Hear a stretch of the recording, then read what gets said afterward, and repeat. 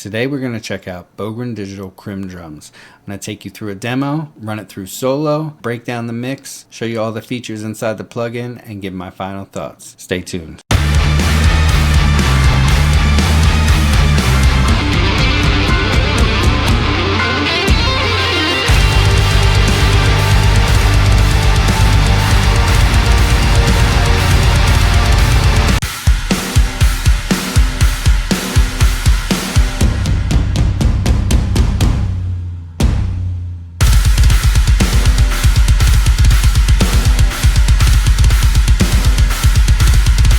You just heard Bogren Digital Krimh drums in a mix and soloed. So I'm going to run you through the plugin a little bit and show you a little bit of what I did to get it to fit into this mix. Let's go through what this plugin has to offer. So the kicks, you have an old head felt beater, plastic beater. I like the old head on one, and then I had the plastic beater on two, just to split up the sounds on those double kicks. You get only one tom for each tom, but you get a clear and coated head on each one. So that's the left floor tom,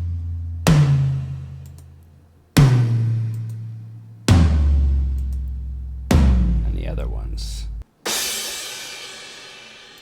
So you got crash left, China left, crash one left, splash one, splash two, crash one right, China one right, crash two right. Here's the other China. And then a ride. As far as the snares go, you get the Kenny Beauty or the Ultra Class. Just depending on your flavor, what you like. Hi-hat, you just get one. We go over here to the mixer tab. This is where the magic happens. So depending on what kit piece you pick, Bogren has added this effects section in the bottom here. So this is the master.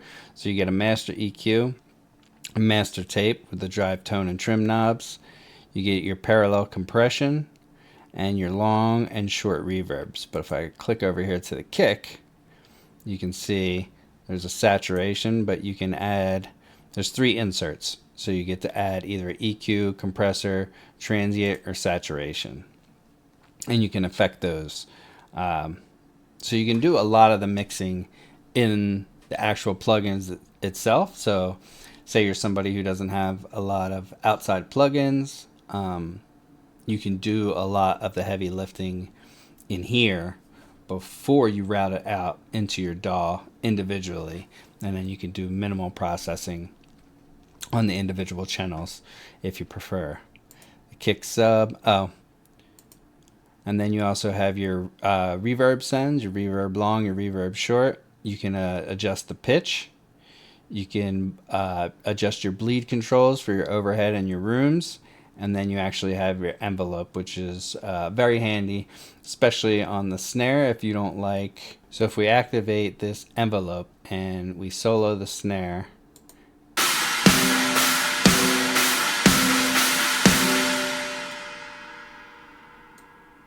and then we turn our attack and decay down, you can hear, if you just want that pop, turn the hold and the decay up, you can hear all that ring. But you can adjust that. Turn it off. And then for your toms, same thing. You get your three inserts. You can link the toms, so you can decide how much bleed and room goes to each. If you link the toms, it'll do it for every single tom. You don't have to do each one individually. Same for the hats, envelopes, ride, overhead. Overhead, you can adjust how much of each cymbal goes into your overhead. So if you You want the ride to go up a little higher, the chinas to go up higher, the splashes to go up higher. You can adjust that all right there. And you can also decide how much bleed goes to your rooms for your overheads.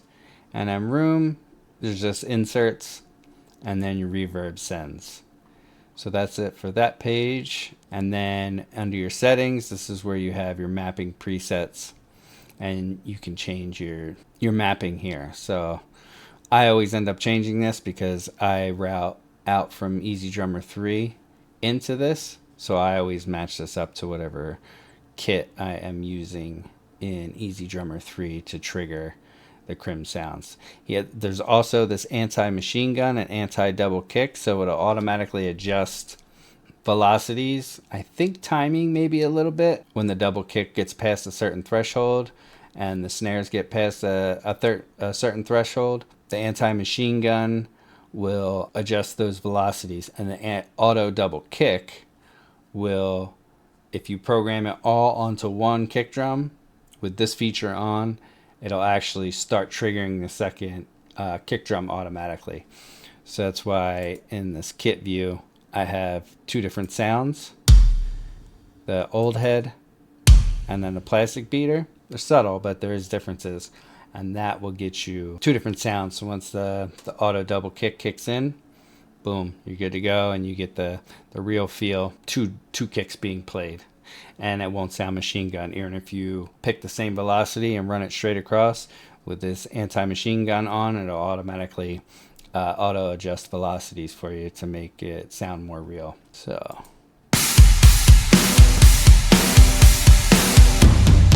the way I routed this for this demo, I have two separate instances of this plugin. I have my brass one, which I just route the cymbals, and then I have my shells where I just route the shells. So I just have the shells on one, and I have the brass on a separate one. You can route them all out individually. I just found this to be a little bit easier because they sound so good, and you can do so much inside the plugin, but I like to separate my my brass from my shells. So on my brass bus, I have a Pro Q3 cutting out of around 6,500, about minus 3.8, almost 4 dB, with a pretty wide Q. See, if I shut that off, it sounds dirtier. To me, that cleans it up. I have a Pro C to just even out the hits. And then good old Soothe on the Cymbal Smooth preset. I don't think I really even have to touch it too much. Just cleans up those harsh frequencies. And for me, that's good for the brass.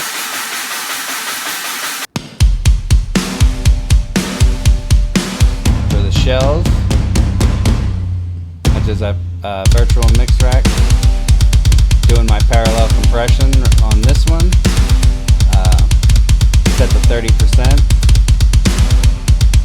a little bit of 6K, plus 2.3, plus 2 dB at 110, and that's doing nothing, and then I just trim it back. Then I actually send the shells over to a parallel bus, cut out a lot of that unnecessary low end.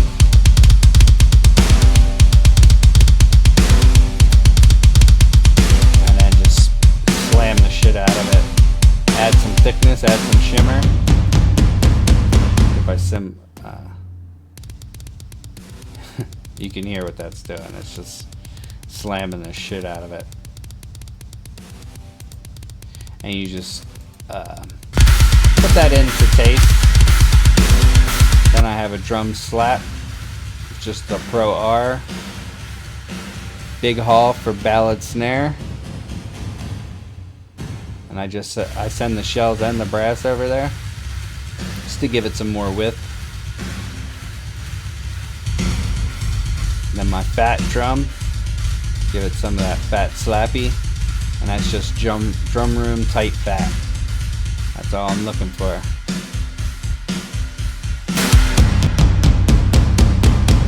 And then on the actual drums itself, drum bus, I get the virtual tape.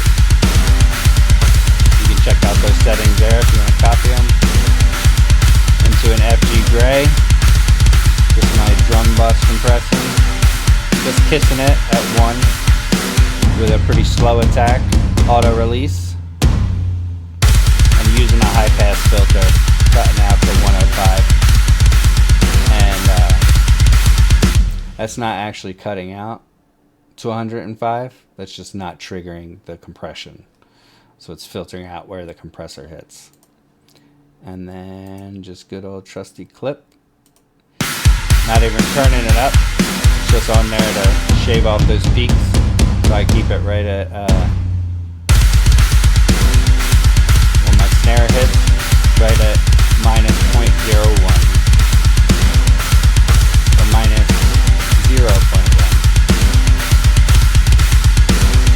That's it. All together, back into the mix.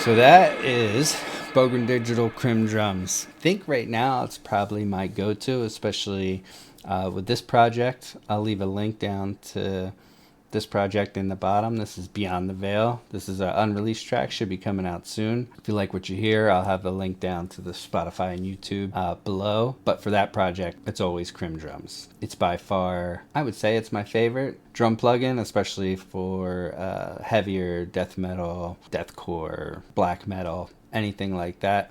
It fits perfect. It's got a organic sound, but also you can make it huge and cut through a mix if you do it right. And as you can see here, I didn't even route everything out and do a bunch of processing. You can do a lot of it inside of the plugin itself. I just split it into shells and brass and send the shells to a couple reverbs and a parallel bus, and then run it all to my drum bus, do some processing on there, get it all to fit together, and I think it sounds huge. That was Bogren Digital Krimh drums. I'll leave a link for Bogren Digital down below also, so you can pick this up. This is the paid version. They do have a free version that doesn't have all the features, but you get the gist of it, and you get a good amount of the sounds. You can't do all the customization. I think you can't even route it out. It just is what it is. But this is the paid version. If you like that, like, comment, subscribe. See you on the next one. Do you like metal? Like, comment, subscribe.